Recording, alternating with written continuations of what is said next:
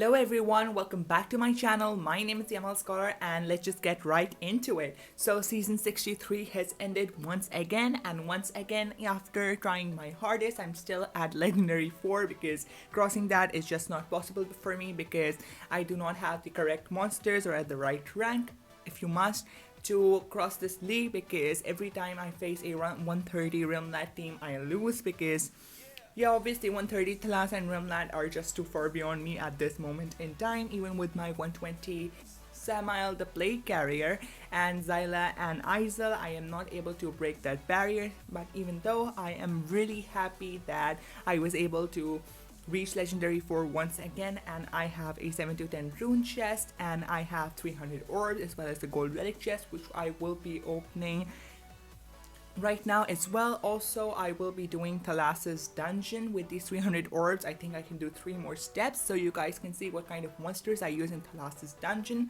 And we'll also be going over all of the events active right now, and this is also Yedra'S analysis part 2, so more on that later. Let's just collect all of this and see.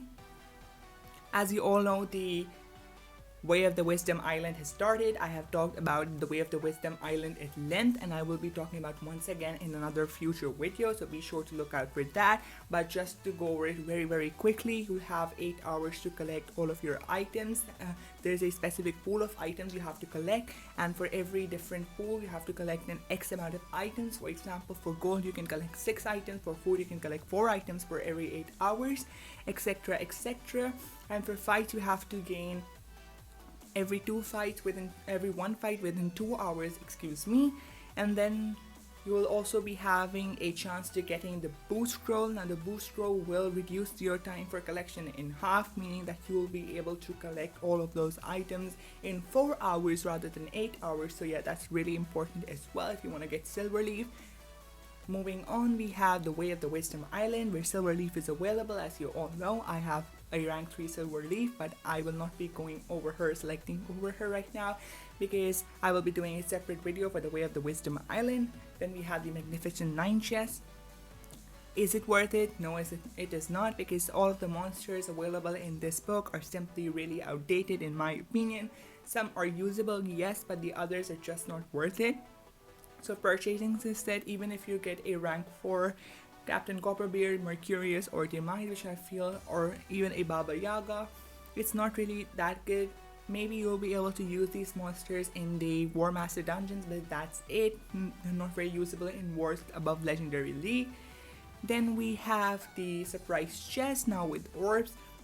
And yeah, I think this chest is worth it, but I think there will be better offers as well with gems and orbs, so do not purchase this as well in my opinion. Then we have meet the quest monster Yedra, which we'll be talking about as well. Yedra is a nature attacker, as we all know, and with skills that can attack as well as gain heals. And here are Yedra's traits. She is immune to torture at rank 0, and at rank 1 she gains harden, and at rank 3 she becomes a status caster reverse healing, which is very good in conjunction with her ultimate. And she does not have very useful skills, but pairing her up with Dr. Mary Helston will gain you a very good advantage as well. More on that later. And we have Yedra'S quest. We'll be able to get a Yedra'S quest scroll and be able to breed 3 of the monsters, Oreilly, Cookie, and Yimburur.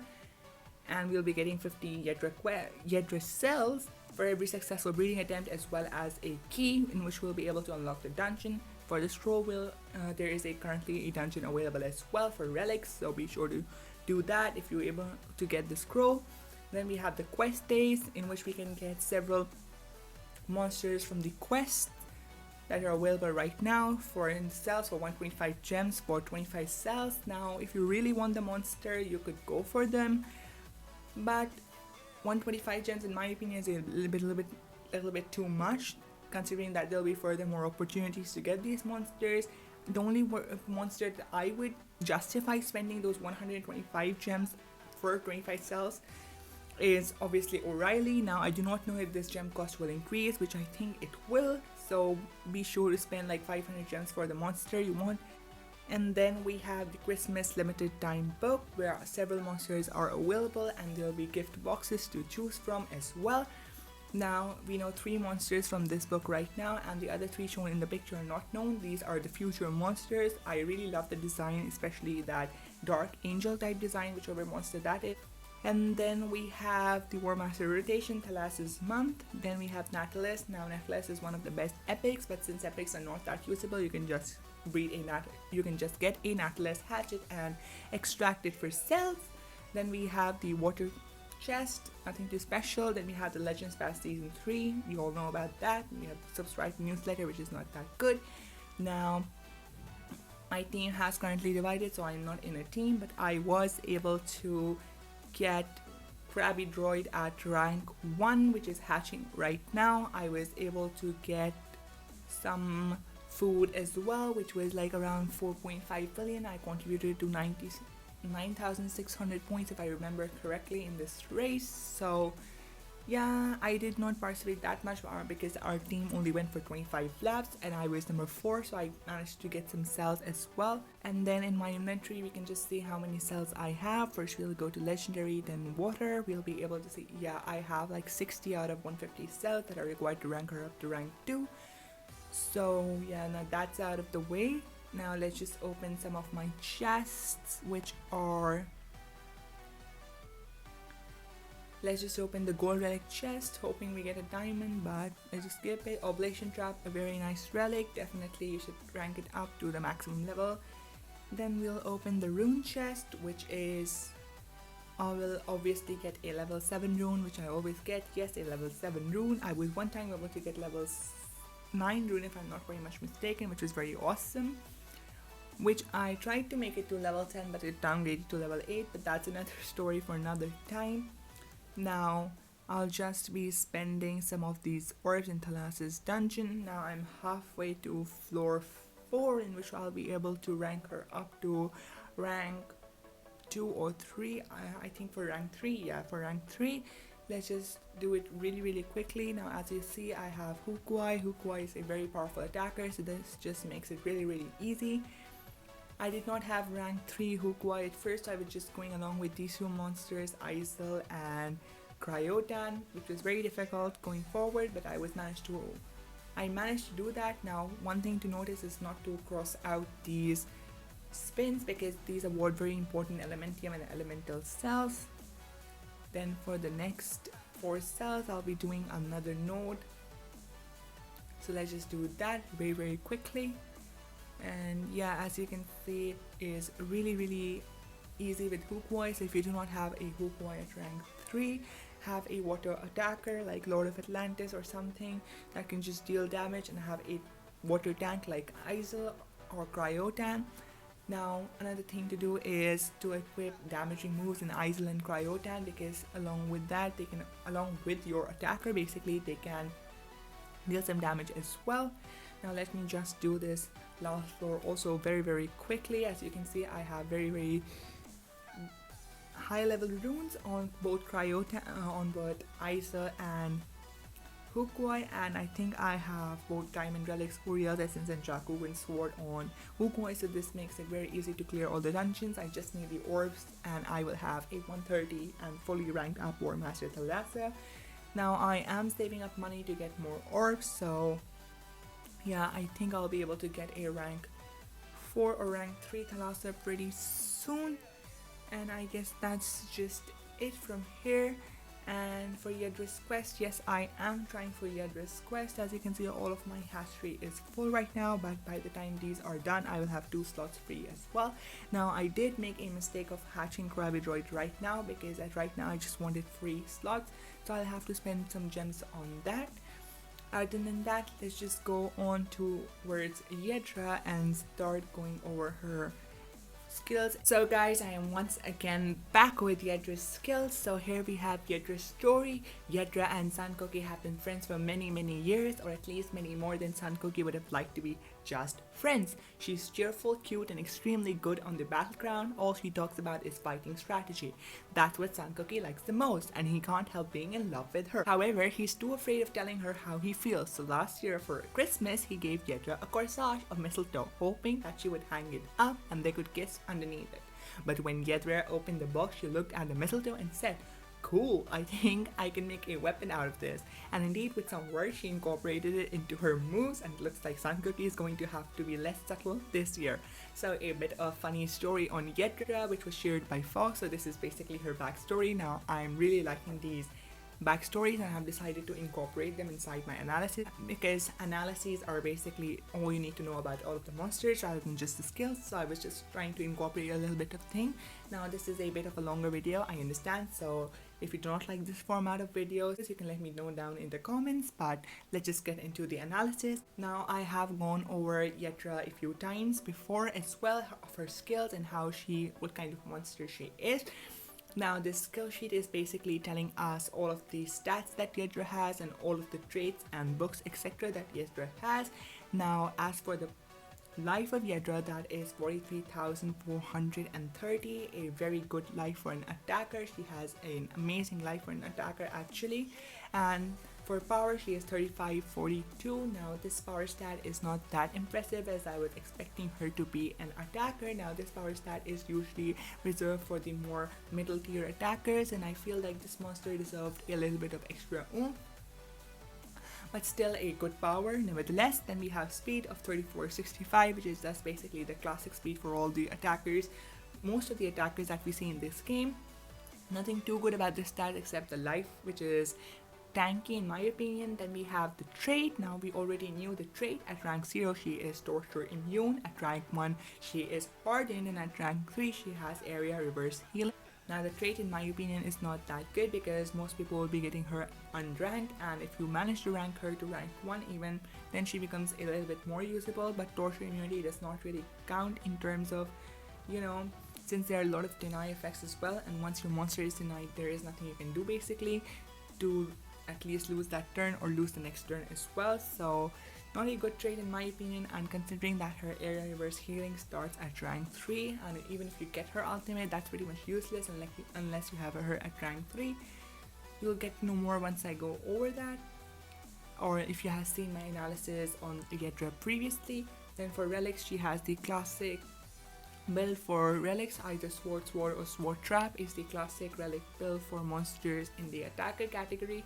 Now sword are a good relic set for an attacker, because you can just equip 2 Jakugan sword or one oblation sword or one, I don't know if oblation sword is a relic, but there's a relic that drains stamina, so you can put one of those, and then you can put one of the Jakugan sword, or you can put both of the damaging swords in this monster and get what you want of her as an attacker.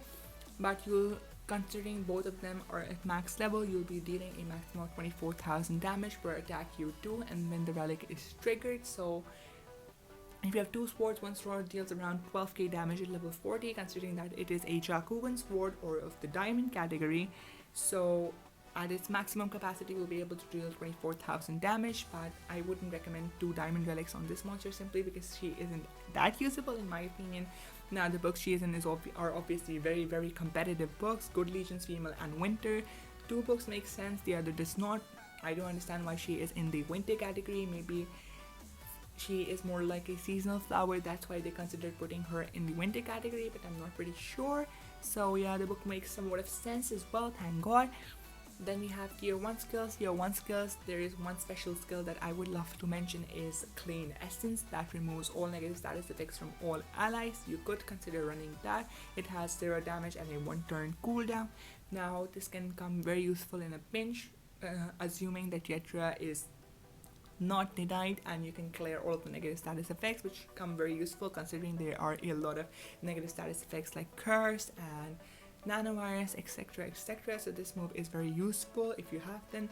Then we have Life Scatter, heals all allies by 35%. Now this is more of a move that is in the supporting category, and there is a better move for this available in tier 2 or tier 3, I do not remember, but Life Scatter, definitely do not run it. Then we have Wither Bite, deals heavy special damage to one enemy, applies poison to one enemy.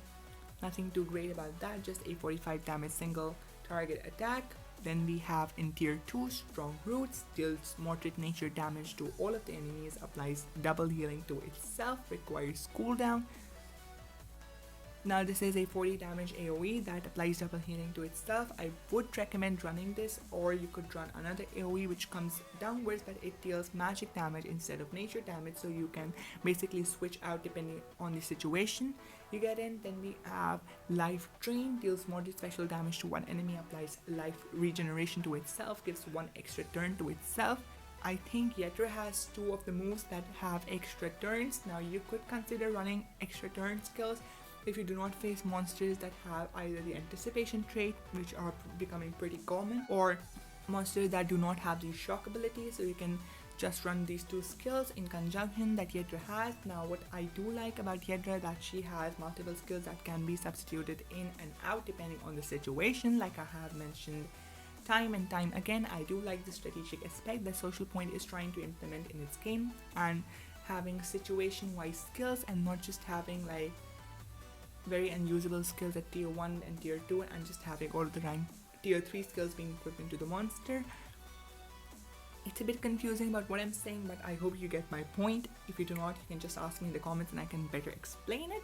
For now, this is the best I can do.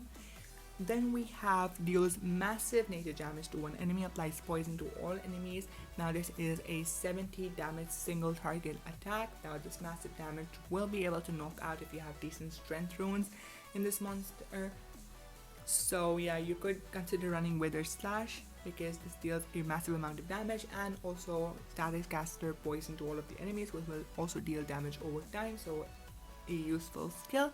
Then we have Unhealthy Mistletoe, deals heavy magic damage to all enemies, applies reverse healing to all enemies. Now the reason that I would suggest running this Unhealthy Mistletoe is because first of all, this is an AoE and this deals magic damage, so you'll be able to have skills that do not only have a nature aspect to it, because Yedra I think will be most usable in the Team Wars at lower levels. Now Team Wars, you all know that it is basically nature category or from one of the books, so you can use this move against the nature category and deal a normal amount of damage rather than the reduced amount, because this move will be from the magic category rather than nature category, so the damage output will not be reduced. This is a 45 damage AoE, the classic AoE build. On top of that, it applies reverse healing, so nature monsters also have many healing skills, so you can just, you know, counter that with Yedra'S reverse healing. And if you have a red rank 3, you can also use this in conjunction with that. Then we have Rociuko Wind, deals moderate special damage to one enemy, heals all the allies by 30% and gives one extra turn to itself. Now this is the other extra turn skill that I was talking about. If you want to run this skill, you could run this skill if you do not face any anticipation monsters or monsters with the shock ability. Then we have Viola Ingress, removes positive status effects from one enemy, deals very heavy nature damage to one enemy, heals itself by 30%. Now if you're going for a more one-hit KO monster, this is definitely the move you should run along with Wither Slash and Unhealthy Mistletoe, because all of these moves combined I think will knock out the enemy team, considering that you use this monster in the correct way. Then we have the ultimate, that is New Life, heals all enemies by 100%, heals all allies by 100%. Now this is here with that reverse healings come into play. Now if you have the reverse healing on with your status caster or with the move Rociuko Wind, then you can basically wipe out the enemy team, no questions asked. It will reverse heal, meaning that it will deal 100% heal to all enemies, but considering you have reverse healing, it will just remove 100% of the entire life. So this is a very good ultimate if you have the reverse healing ability turned on. Now looking at all the skills, I would recommend for the skills that you could consider running, and then you can substitute in and out and switch out the skills you like, switch out the skills you don't like, and basically build a good nature monster in your nature category. First of all, definitely you should run Wither Slash, deals massive damage, applies poison, is a must-have skill for this monster. Then the AoE, that is Unhealthy Mistletoe, deals heavy magic damage to all enemies, applies reverse healing, definitely very important in case you get that ultimate or in case you get that nature war. So yeah, then we have either Viola Ingress, removes positive status effects from one enemy, deals very heavy nature damage to one enemy. I forgot to mention that this move can be used to counter monsters with the Megataunt ability, so definitely run Viola Ingress as well. Then you could run Rociuko Wind, or you could run the clean essence move that removes all of the negative effects. Now that is on you, you could use that.